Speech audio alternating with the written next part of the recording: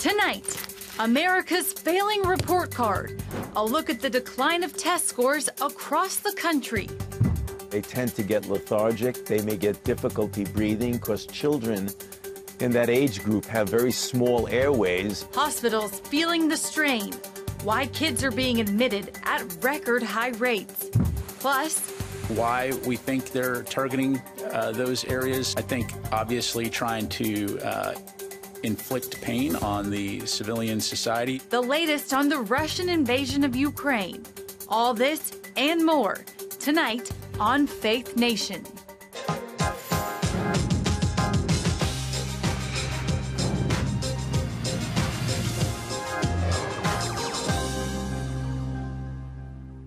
A crisis in education. Welcome to Faith Nation. In the Virginia Beach newsroom, I'm Brody Carter. And from the Washington Bureau, I'm Abigail Robertson. The nation's report card is in, and it shows students across the country are falling behind in the classroom. There's a new report out today highlighting declining test scores, especially in math and reading. Leading officials are scrambling to find solutions. Teachers, parents, students, and taxpayers have not been told the truth about student performance. More than 20 years of educational gains have been wiped out across the country since 2017, which indicates the COVID lockdown isn't the only culprit. These national statistics regularly track math and reading comprehension among 4th and 8th grade in a measurement often called the nation's report card. We will hold ourselves and our schools accountable. I'm directing the Board of Education to overhaul our broken school accreditation system. The numbers show Virginia has hit the hardest, boasting the nation's lowest reading standard along with the lowest proficiency in testing. The state ties Maryland with the largest decline in 4th grade math since 2017 and the largest decline for 4th grade reading. Our Black and our Hispanic students across subject areas and across grade levels are far behind their peers. While the head of the organization releasing the numbers called them the clearest picture yet of the impacts of the coronavirus pandemic on learning, Governor Youngkin also blames previous administrations due to declining numbers well before the pandemic. Seeing a remarkable decrease in student test scores of this size, it's actually very unusual. Jonathan Butcher with the Heritage Foundation says special interest groups and school unions that fought to close schools should also clearly bear responsibility. Those districts that showed the biggest drops, places like Chicago, places like Philadelphia, where the unions actively kept teachers out of the classroom, I just think it really shows poorly on those special interest groups and how they put their own interests ahead of students. States like Virginia will depend on federal dollars to help fix the broken system. Roughly $150 billion in COVID relief money remains unspent. Now schools are scrambling to figure out how to turn those dollars into better test scores. They could spend it on direct support to families to access tutoring. They could spend it on extending the school year for students who need it. Regardless of who's to blame for America's declining classrooms, educators say it's time for everyone to roll up their sleeves and get to work. We need to come together as a country around public education. We are inextricably linked to the success of public education in this country. It doesn't matter where you live or where your child goes to school. We're only as good as the poorest performing school. While the data doesn't show a clear connection between back-to-school policies and academic performance, Butcher points out private and Catholic schools were able to maintain stable test scores compared to schools that shut their doors during COVID. Thanks, Brody. Well, Kevin Jones is the Dean of the School of Education at Cedarville University, and he joins us now to discuss this further. Kevin, I first want to ask you, what needs to be done to address the issue of these falling test scores? Well, thank you so much for having me. It's a delight to join you all today. I think in response to what needs to be done is just educators being consistent in the things they were doing well before the pandemic hit, and considering that we're just naturally in decline because many students are out of class for years. Well, given that sentiment, as many students have fully returned to class there, do you think that in-person learning will help turn this problem around? If so, how? Yeah, so I think it's going to be a collective effort, and I think this collective effort is going to take us time. When we think about being a year and a half or a year or 2 years behind in learning, I think the major difficulty for us is going to have to be given this process time to run its course with all hands on deck. No one person can do it. No one curriculum will be able to solve the issue that we're facing right now. Yeah. And can you talk about some of the challenges that teachers are facing today in these classrooms? Yeah, some of the teachers today are facing, students that are coming in their classrooms that are literally grades behind, and our teachers, many of them are struggling. They are well prepared. Many of them have been at institutions like Cedarville University and other sister universities, but yet and still, you get a kid in your class who's a couple of grade levels behind, and they are struggling to get them up to grade level and up to par. These teachers, I think, are probably using differentiated instruction and doing everything they can in order to get these students up, whether it's small groups and one-on-one with students. I know teachers are sending home practice math packets and practice reading packets and trying every strategy under the sun now, but it's still going to take some time before we can turn the corner on this.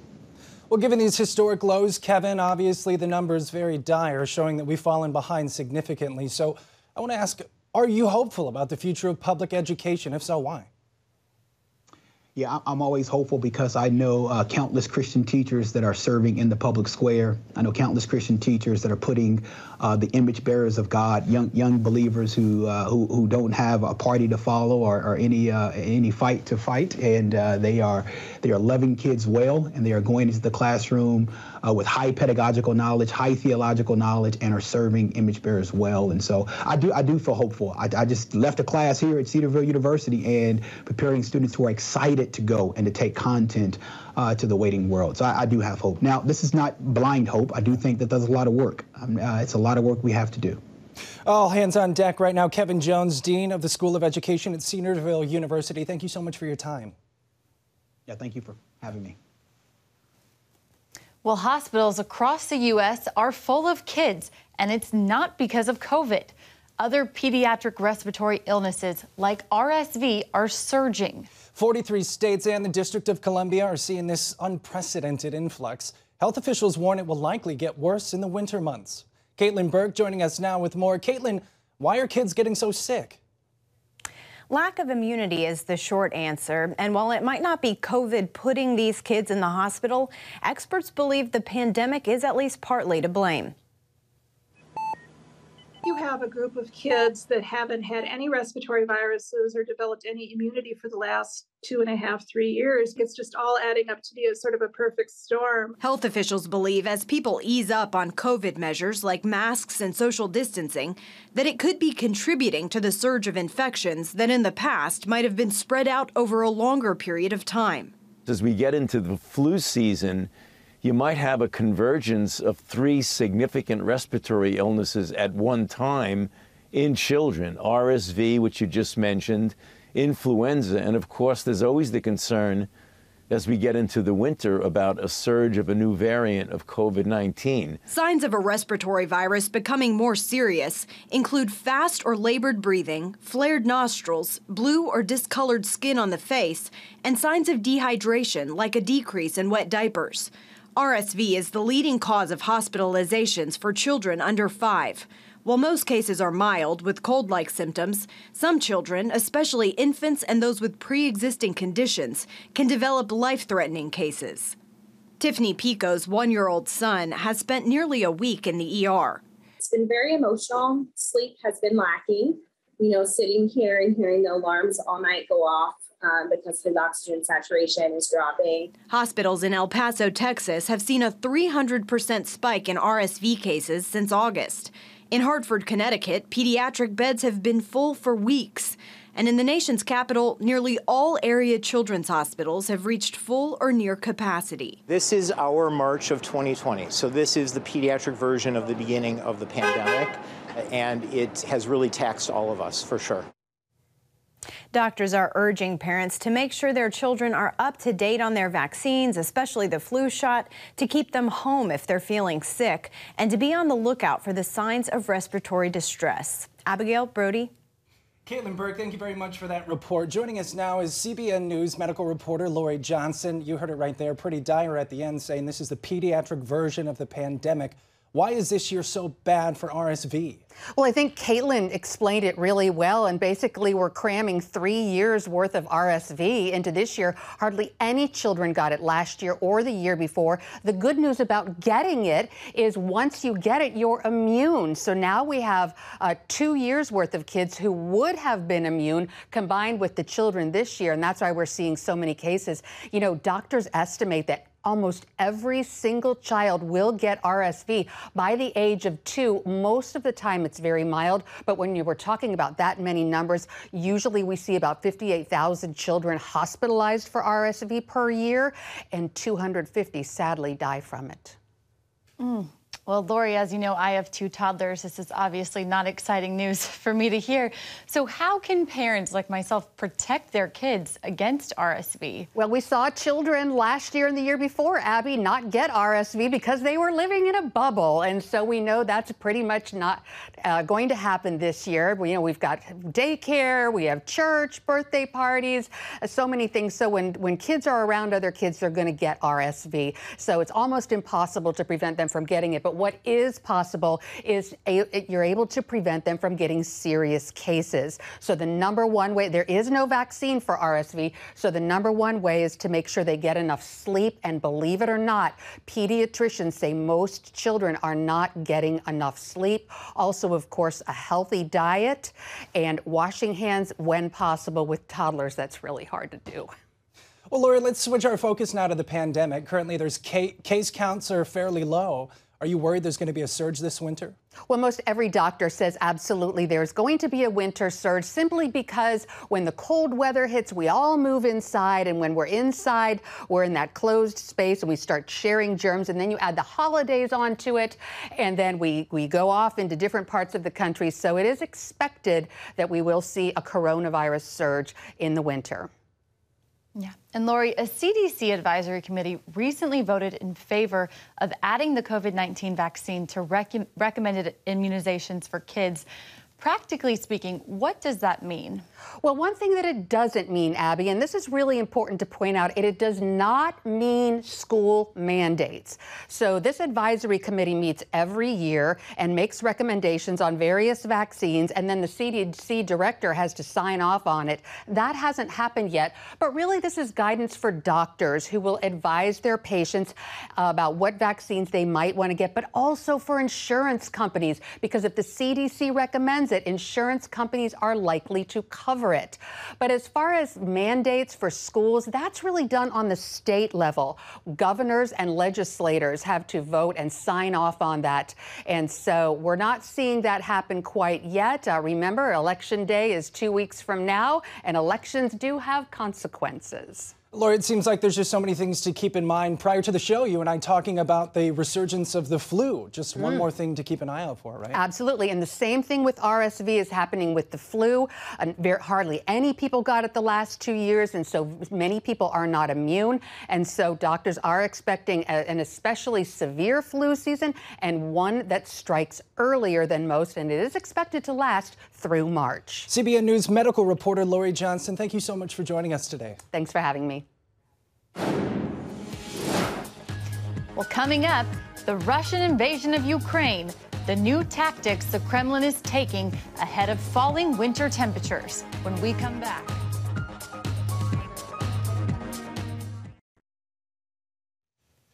Welcome back to Faith Nation. Rishi Sunak is set to become the next British Prime Minister. The former Treasury chief won the Conservative leadership race today, securing his spot to lead the UK.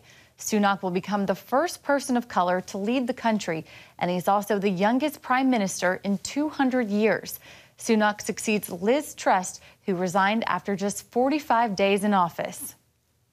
Russia is using an Iranian-made drone to wipe out critical infrastructure in Ukraine. So far, more than 30% of the country's power stations have been destroyed. That means the Ukrainian people are facing a long, cold winter with no power to heat their homes. Chuck Holton is on the ground in Ukraine with the story. Russia has a new strategy in its 8-month war against Ukraine, a plan to freeze the population to death this winter. Targeted attacks on civilian infrastructure with a clear aim to cut off men, women, children of water, electricity and heating. With the winter coming, these are acts of pure terror. Small explosive drones supplied from Iran are wreaking havoc on Ukrainians' ability to heat their homes by targeting power, heat, and gas facilities. In just over a week, the attacks have left more than 1,000 villages without power and destroyed a third of all power generation capabilities. Protesters outside the Iranian embassy are demanding Iran stop selling deadly Shahed 136 drones to Russia, although Iran officially condemns Russia's aggression here. The State Department says there's ample proof it's sold hundreds of these drones to Russia. We have been warning since July that Iran was planning to sell UAVs to Russia. Russia deepening an alliance with Iran is something the whole world, especially those in the region and across the world, frankly, should be seen as a profound threat and something that any country should pay very close attention to. And anyone doing business with Iran that could have any link to UAVs or ballistic missile developments or the flow of arms from Iran to Russia should be very careful. The U.S. will not hesitate to use sanctions or take actions against perpetrators. The Pentagon is pledging to help Ukraine counter these attacks. Why we think they're targeting those areas, I think obviously trying to inflict pain on the civilian society as well as try to have an impact on Ukrainian forces. But what we've seen so far is Ukraine be very resilient in their ability to get things like their power grids back up online quickly. In the meantime, our focus will continue to be on working with them to identify what their needs are, to include things like air defense, and we'll work to try to get those capabilities to them as quickly as possible. Here in Kyiv, authorities are dimming the street lights and asking us to limit our electrical consumption in the morning and the evening, and warning that there may be rolling blackouts even coming. But we're doing much better here than they are out in some of the villages that are without power already. Those people have been reduced to essentially just camping in what's left of their homes. Our windows were damaged. Now we are only eating here, but sleeping in the next apartment because their windows are not damaged, so it's warmer. Still, these residents are convinced they'd rather live without modern conveniences than give up their country. I have arms and legs, so I'm not scared of the cold because I can find wood and heat the stove. It's really cold. I'm sleeping in my clothes in my apartment. From Ukraine, I'm Chuck Holton for CBN News. Protesting the Iranian regime.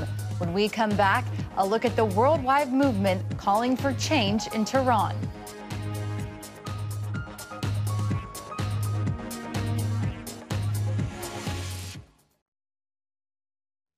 Worldwide are continuing to protest the death of 22-year-old Mahsa Amini. Tehran's morality police arrested her for allegedly not properly wearing a hijab headscarf. She suspiciously died in their custody shortly after. Over the weekend, the emphasis turned towards regime change as protesters took to the streets from Berlin to here in Washington. Myra Yazdari has the details. Hey, ho, ho! The Islamic regime must go!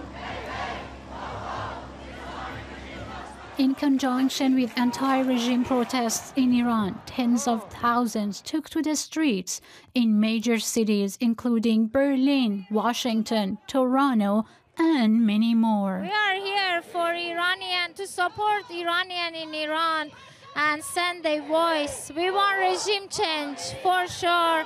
We want mullahs out of Iran. Protesters calling on President Biden and other Western powers to abandon negotiations with the Iranian regime. They're not going to get spent on the Iranian people. They're not going to use it for any good reason. They're just going to use it for killing Iranian people inside of Iran and outside of Iran. Critics of the Iran deal warn sanction relief would flow billions of dollars to regime's pocket to fund their proxies throughout the region and intensify the crackdown on its people. According to the United Nations, violent crackdowns have led to the death of at least 23 children and thousands of arrests. Do not send money to them. That's going to be bulletin to our kids' head. Exiled Crown Prince Reza Pahlavi recently passed along a message from Iranians, criticizing the West for lack of support. Well, they just have to do something other than just standing with us in solidarity. They need to do something and they need to help us. A Ukrainian protester told CBN News she felt citizens from both countries are fighting the same enemy. So I want to support all women, all people, because I believe we all fight against the same regime. We all fight against the Iranian regime, and we need to scream the world about that. A number of Republicans have introduced the Mahsa Amini Act that would sanction Iran's supreme leader and his inner circle for human rights crimes. We expect and hope that world leaders will stand with the free people of Iran, that they will side with the people and not with the oppressive dictatorial regime. Given U.S. support of this movement and the announcement of sanctions against the morality police, Iran claims it will take legal action accusing America of direct involvement in the protests.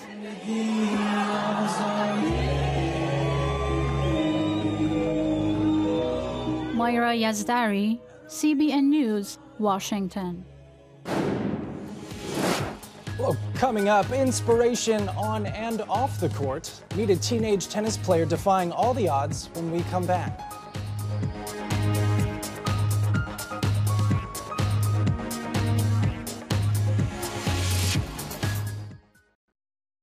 Finally tonight, serving up inspiration on the tennis court. 16-year-old Clay Watson was born without a left forearm and hand, but that doesn't stop him from unleashing a powerful serve.